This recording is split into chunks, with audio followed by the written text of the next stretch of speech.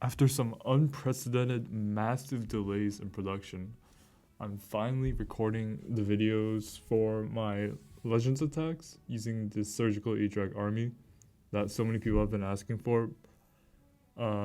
Sorry to delay this so much, but I've just been so busy with school, with final schedules and things like that. So yeah, today we're gonna go over my hits. I didn't record them live because commentating while attacking kind of distracts me, but I'm able to go more in depth with the attacks, in hindsight anyways, so it's better this way to learn. Okay, so this was the first attack I believe I did today, and it was on a pretty typical double poison base that we're seeing a lot in Legends right now, this diamond style with the isolated Town Hall. Actually, I should go over the basics of this army first. So, the basics of the E-Drag army starts with the Flinger. Mostly the Flinger. 95% of the time, the Flinger. So with the Flinger, you can either go for a damage Flinger or you can go for a pathing Flinger.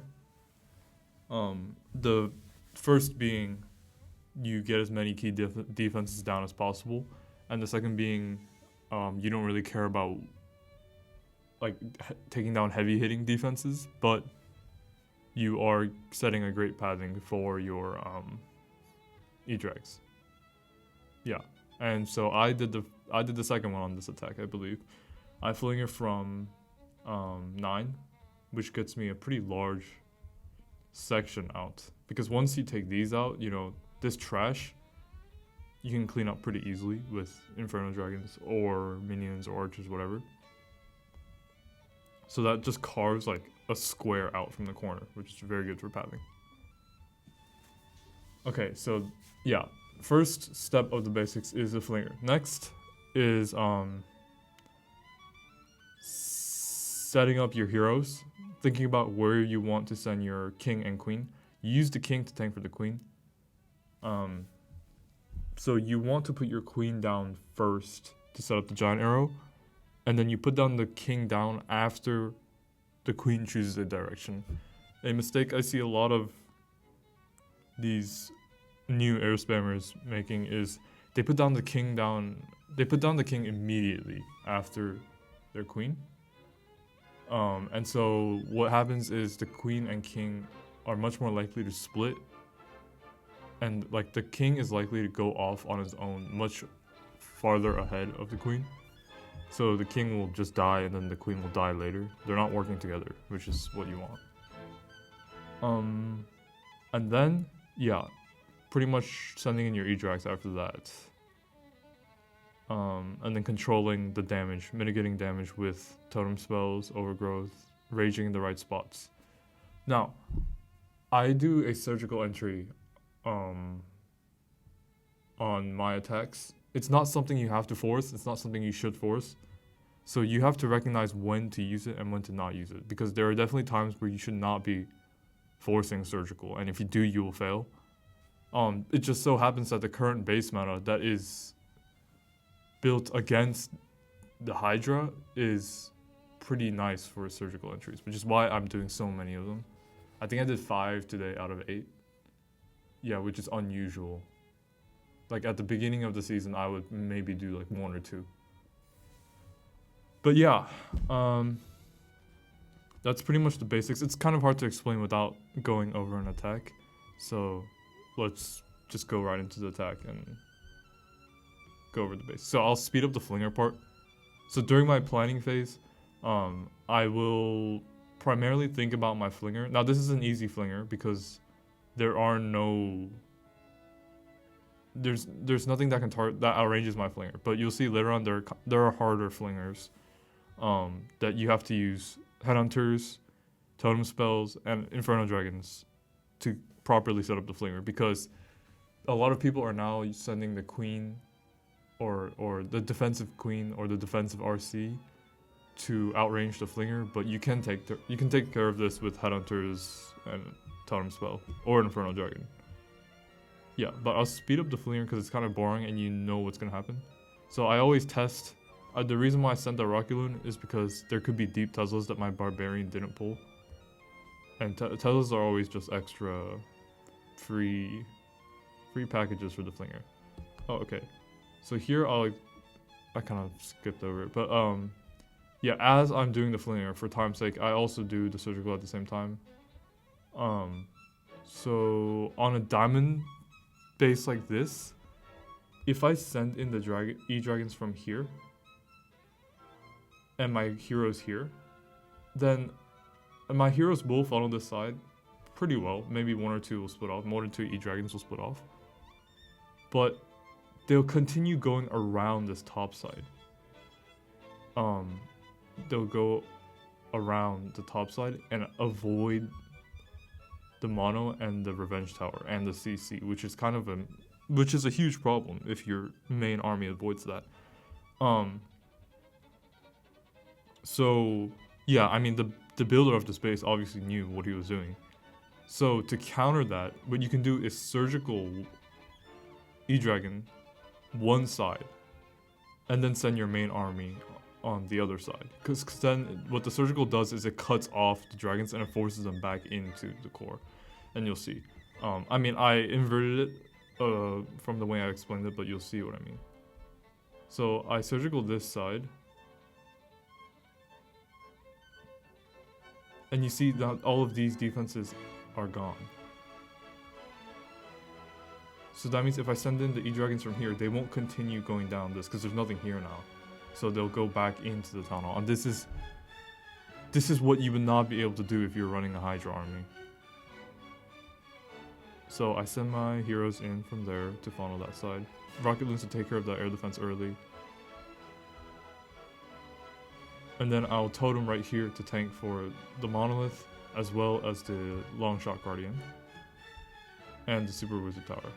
Or the merged, yeah, Wizard Tower. Everything goes in.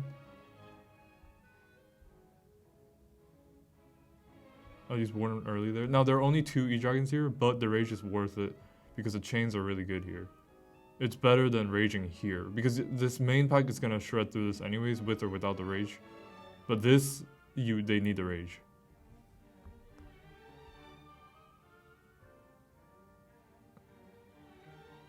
And you see, I invest a totem spell to protect them. And then I'll overgrowth the Spitter. That's kind of shredding the EDragons. The Spitter is very effective against, I mean, all troops. But yeah, yeah. I'm just trying to lessen the damage.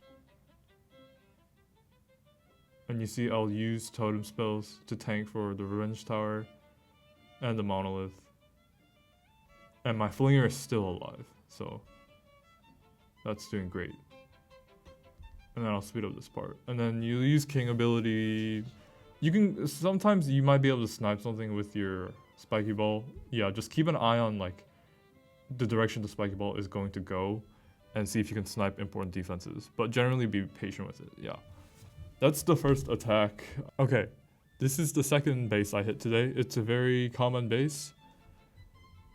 Very, very toxic for air spam. I've seen so many Hydra players fail this base. Actually, this is a tweak, I believe. I believe this is not the original. I don't remember the Monolith being on the edge like that. I think it was either swapped with... Oh, no, the Monolith was here. And the Revenge Tower was in the core.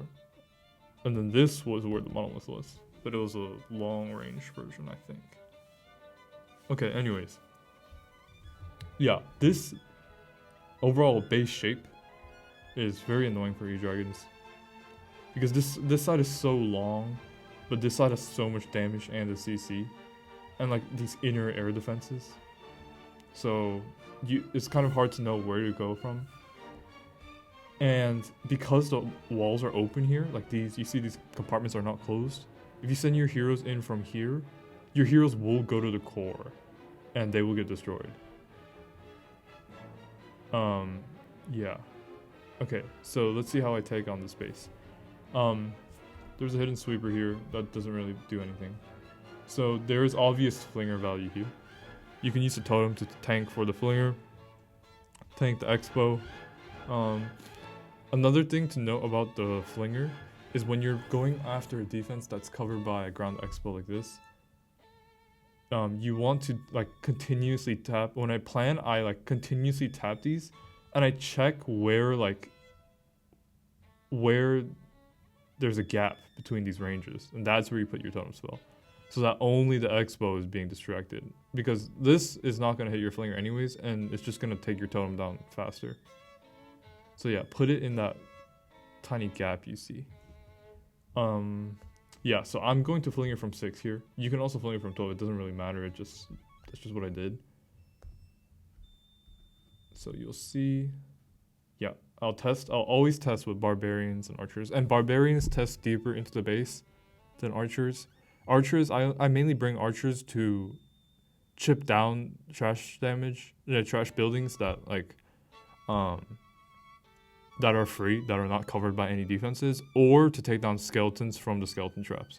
Yeah, the Barbarians are main test trappers, trap testers, and rocket loons for Teslas or things like that, or to funnel for surgical EDragons, as you will see here on this base. Yeah, so my Flinger will get started. I'm not gonna start my surgical until I have my totem down for the Flinger, because I can't multitask that. You don't want to risk that. And you'll see from the top, I sent 2 rocket loons to take care of the Archer Tower. And then I'll send 3 for this air defense. Now the reason I do that is because once I've done that, there's not much air damage for my surgical that I plan to send into the Revenge Tower. A surgical into the Revenge Tower is a very effective technique because the Revenge Tower, when it's not powered up, can't do that much damage. And when it is powered up, it will destroy your army. So best to just snipe it down when it's weak. So I'll send 2 in like that. And I don't rage immediately. You will be tempted to rage immediately. Sometimes you have to rage immediately if you're like on the very edge of a base and there's a bunch of damage that you want to burst down immediately. But on a base like this, you want to save your rage. Because if you had raged on the edge right there, you would not have raged EDragons where you need them raged, which is deeper into these HP. And now, see, I get a deep rage. So even if they go further into the base, they will still be raged up. So you need to aim your rage to where your EDragons are going. It's very hard, and I mess up sometimes as well, because it's hard to predict where your EDragons will go. So it's something that just comes with experience. I'll tank with the totem there. Minion Prince, Super Wizard Tower, and then I'll tank again one more time. Yeah, and you see I just get amazing value there.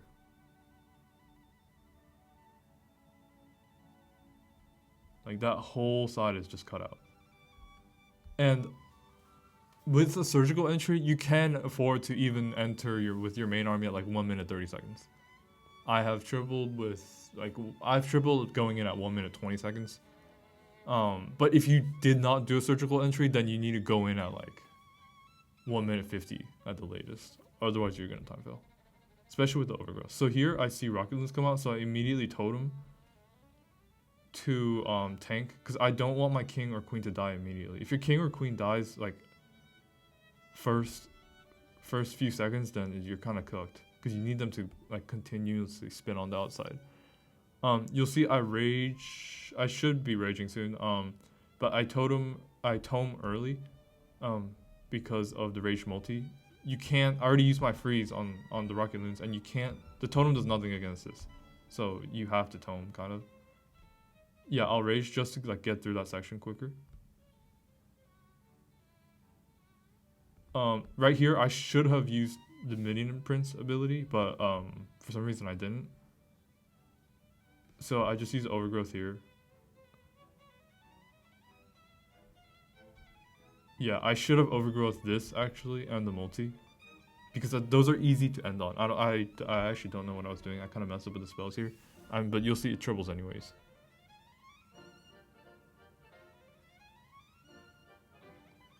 Yeah, with this kind of entry, it's really hard to get baited because nobody's thinking about defending this. All right, here's the third base I hit today. I actually haven't seen this specific tweak. It's a pretty common skeleton though.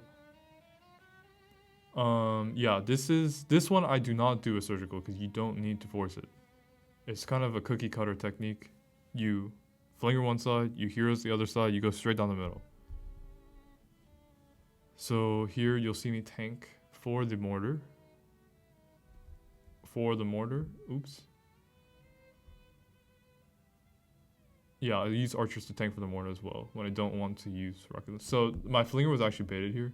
It's a very good bait because he had spring traps and bombs, where my barbarians would not test. Now that is kind of when I miss like a hog or a giant.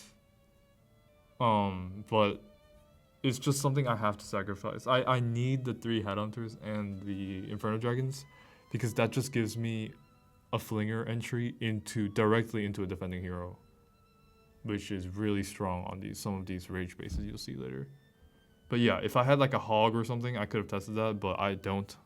So yeah, my flinger opened early, which was unfortunate because you kind of need to cut this funnel so that everything stays in the core when you send everything. But I'm just like, when something like that happens, you just send it in because you're just wasting time otherwise, and you're not gonna solve anything. So I'll shoot the giant arrow right at this sweeper. I didn't mean to hit both of them, but I did, which was maybe why I tripled this. But yeah, I'll immediately totem to tank for this because that does a lot of damage. Something else that you see I do, you won't see other like air armies do, like Hydra, is I rage very early because I have 2 rages and an overgrowth. Yeah, so I can afford to rage early because I have another rage.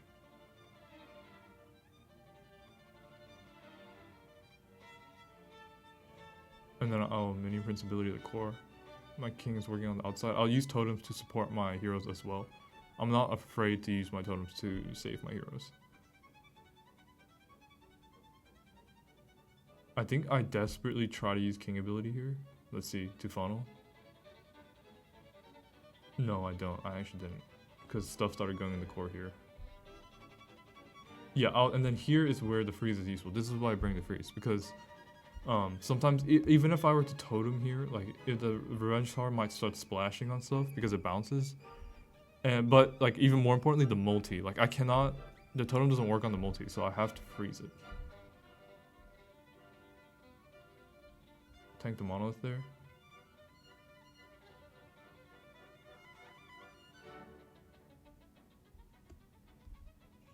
And then I overgrowth just the most heavy hitting defenses that are left, which they're not that heavy hitting, the Expo and the multi-archer tower. But again, the multi-archer tower also kind of just bypasses the totem a little bit. So yeah, it was a good overgrowth. And then I use another totem there to tank for the 2 Teslas and the super wizard tower. And that just takes care of it. That keeps my warden alive. Yeah. Okay, this was my 4th hit of the day. Very anti-air base. Very, very anti-Hydra base. You see a super heavy 12 o'clock comp. And that is just prime for surgical EDragons. Like you saw in the first attack, I believe. I will do something similar where I cut off one side and then I'll send the main army on the other side. Because once you cut off this side, the pathing is set. And you see there's a very good flinger here, covered by 2 mortars, and there's no expos, nothing. So you need to test well, because pretty high chance it's baited. So we'll see what I do with the flinger. Yeah, so always start with the flinger and then surgical. Because the flinger is something that's automatic. The surgical is not.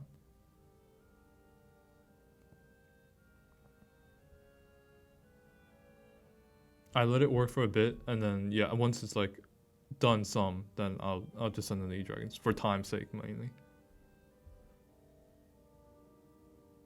Yeah, okay, that was actually a pretty bad surgical. Because I misplaced my first totem. which meant my totem was too far from the mini prince, which means the mini prince kept on targeting my E-Dragon instead of the totem. So yeah, it died quickly. But yeah, so as I was saying in the last video, like when something like that happens, you just full send. So I sent in the main army here, but the pathing was pretty much cut off here on the top side, and I used my giant arrow to kill the BBC. So yeah, that much was enough, and the air defense here that went down, that would have done major damage, just went down. So, and you see this bottom side here is just not enough damage for your heroes.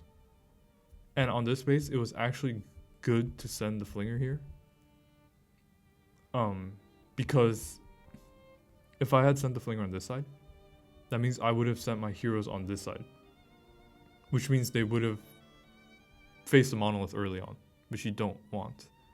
I don't bring a skeleton spell, so... And skeleton spell is not that useful right now, so yeah. I'll rage and then tome into the heavy section. I will also overgrowth those few key defenses, Super Wizard Tower. But yeah, Super Wizard Tower and Flinger are really the only threats there. I overgrowth them. Overgrowth them to get quicker access into the Revenge Tower, which I do take care of. And then I'll continuously tank the Monolith and the Scatter Shot and the Multi-Ocean Tower. And yeah, I swag the freeze here. Okay, this is a super popular base that's going on right now. And here, this is the first time I used a more dangerous flinger of the day. And yeah, I'll try to explain, because it is a bit more technical. So what I do is, I want to tank both the mortar and the archer tower, because I don't want to angle my flinger over here. I want to angle it over here. And the reason I want to angle it over here, instead of over here, is because of this expo that's waiting for me. And also it's just this super wizard tower is here, so like if I totem like somewhere like here, like it might splash onto like my rocket loons or the flinger itself, which would be even worse. So it's more risky.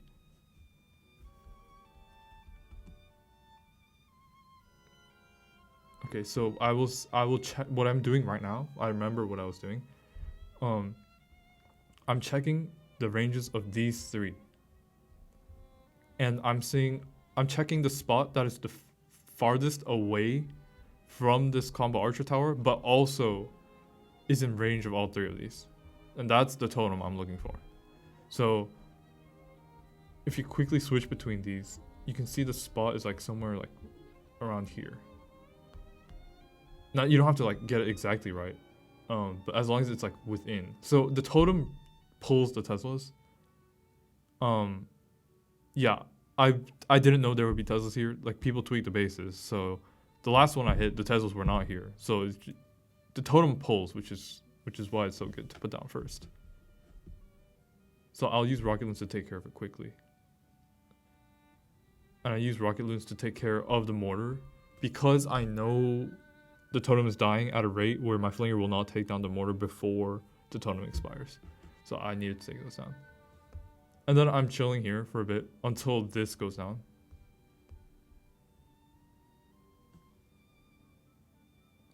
And then I use a totem here. I thought I miscalculated. I thought the queen would get dragged out farther to the edge of the base, but she didn't. And the reason why I cannot just send in the headhunters naked is because the combo archer tower is still going to hit even with the totem there. Because combo archer tower can target multiple things. So I have to freeze here. And then I send in my headhunters. Yeah, the Inferno Dragon was meant for the queen. Obviously, the Inferno Dragon did absolutely nothing. And then my flinger can start working here. You see, without these headhunters, like, you cannot do this flinger. And this flinger is extremely strong. Look how many core key defenses that I'm going to get.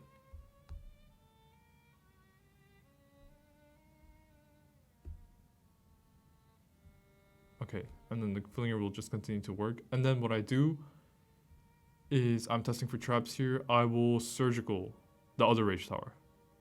Now, why do I surgical here? Why not just send in my main army right into the rage tower? Because if you look at this side of the base, there's not much.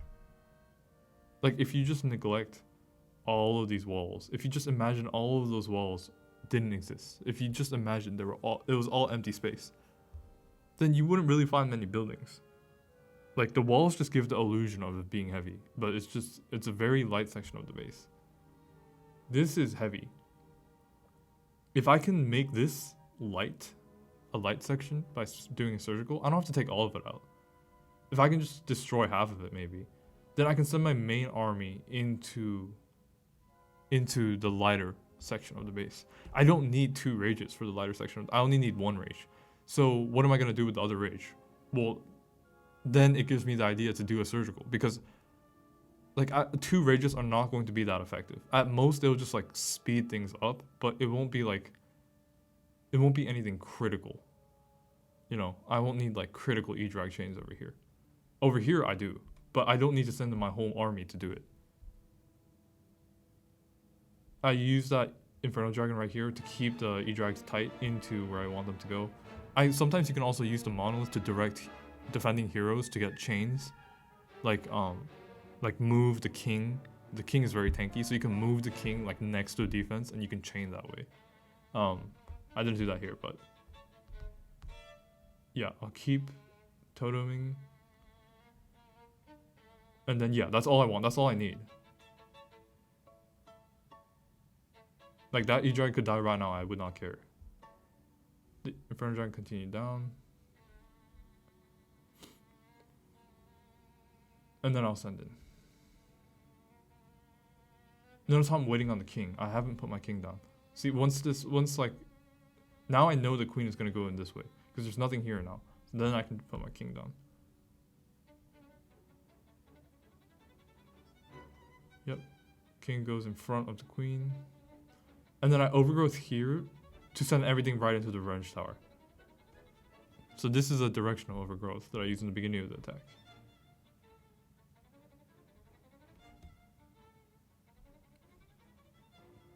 I use the totem to tank for the monolith. And yeah, I can rage here, just to get rid of the revenge tower quickly. And move everything out of the core quickly.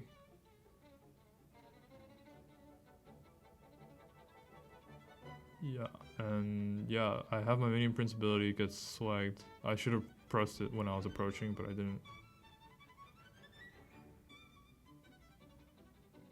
Yeah, and the base is gone. 6th attack of the day.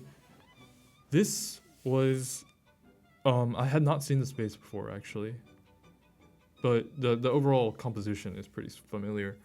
I immediately noticed the flinger at 12. The enemy king, I don't care. I can do the same totem.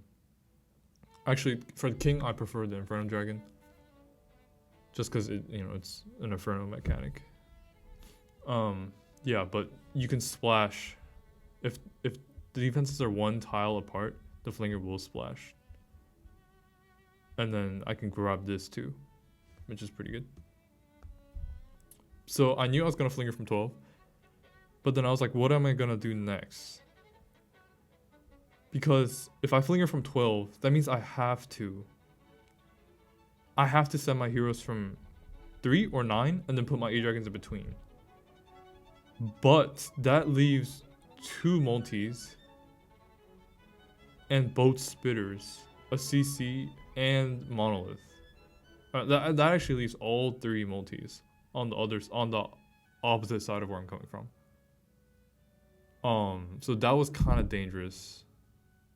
So I didn't want to do that. So what I did was, actually, I made it safer for my heroes. I still went in between the flinger and the heroes from 3 or 9, in this case 9. But I made sure my heroes would stay alive. So how did I make sure my heroes would stay alive until the end of the hit? Well, my heroes are going to go on this side. So what I did was, I took out the monolith of the surgical. No, it was a bad surgical, but I got rid of the monolith, which was a key thing. Oh, and the spitter. The spitter is important. So we'll speed through the flinger. And you'll see this is where I made the mistake of raging immediately. I should not have raged immediately on the surgical. I should have waited until they took down the initial defenses and then chose a side. Then I should have raged. Actually, I made another mistake too, but I'll explain a bit later. Okay, oh shoot, I skipped over it. Okay, so basically what I did was I put down the 2 EDragons here, and then I raged immediately. But what happened was the 2 EDragons took down these 2 buildings, and then they just went, one went here, one went there. So now like the rage is just swagged. What I should have done is put an Inferno Dragon here, and then wait for it to take out this storage as well. And then put down the 2 EDragons on this storage and this building. Because then they would have continued that way for sure. And another thing you can do is wait for the CC to come out a bit and then put the totem down. Even if it means the mono gets a shot or 2 off on the EDragons, because the totem insta-kills archers. So yeah, what I did end up doing was, the EDragon went that way. This EDragon just did nothing. And I knew I had to take down the monolith quickly. So I already used all my rocket loose to take down the multi-inferno. So I had to send in the Inferno Dragon. And I took a risk by not freezing here, but it worked out. I barely took it down. And my flinger has been working the whole time. See, now that is great pathing and great damage as well. Those are all heavy defenses that I took down. Yep, and then just standard. Send it between. That's a lot of air skeletons. But that's why you have Super Dragon in the CC and not Super Minions. Do not put Super Minions in your CC. I don't know why people do that. Okay, and then I should be, tanking totem. When you're tanking the Revenge Tower, you want to put the totem on the other side of where your troops are approaching from, because the shots bounce. Overgrowth the spitter. I didn't get the spitter. I wish I had gotten it, but yeah, I didn't, so I just overgrowthed it.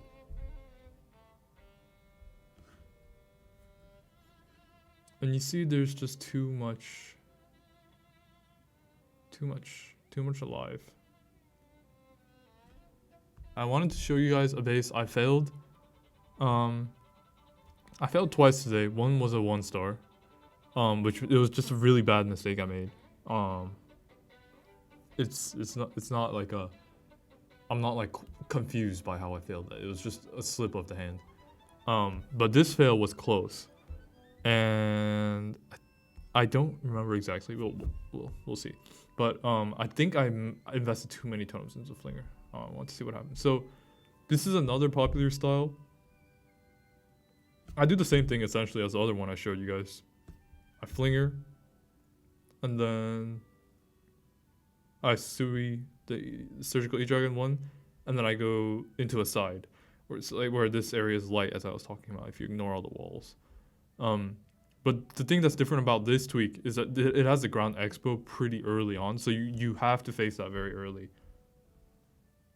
So this is a harder Flinger. Let's see what I did. Yeah, I'll tank for the mortar. Tank here. Yeah, I need to get the minion prince down. So I put in the Inferno Dragon and some headhunters to help. I'll send in a totem. Yeah, so yeah, that was a bad totem because I could have totem like out here. Now it still needs to be closer. I can't put it like all the way on the edge because the totem still needs to be closer to the expo. So yeah, this just whittled down the totem way too quick. I think I was forced to invest too many totems here. I think that's what my mistake was. I used 2 rocket launchers there to take down an air defense. Yeah, and then I'll surgical here.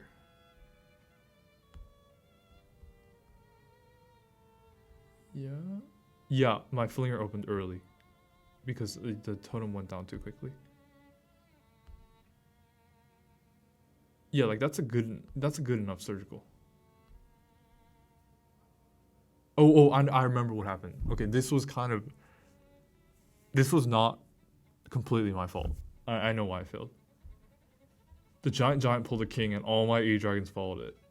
What I should have done now, so you can prevent this, but I was not prepared for it, and you can put down a totem, like here, to drag the king back, which I should have done, but I didn't.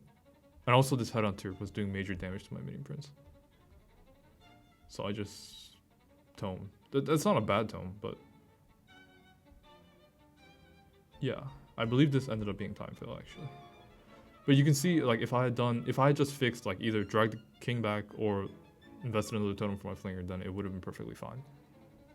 So yeah, this is a common way I fail. That concludes all of the important attacks today. Let me know how helpful this was to you guys. If you need me to go in depth on certain things, just comment down below like what you want to know more about. But if you really want to improve with this strategy, you can get a one-on-one coaching session with me, and I will guarantee you see improvement with this army. I'm currently resetting top 500, so I'm not in the trenches, but I'm not high. So yeah, I need to lock in for the rest of the season. But this is the army comp that I'm going to go with for sure. But if I do end up making any changes, you guys will be the first to know. Yeah, that's it. I'll try to upload every day, so expect an upload tomorrow with my attacks. Yeah, that's all. Thank you guys for watching.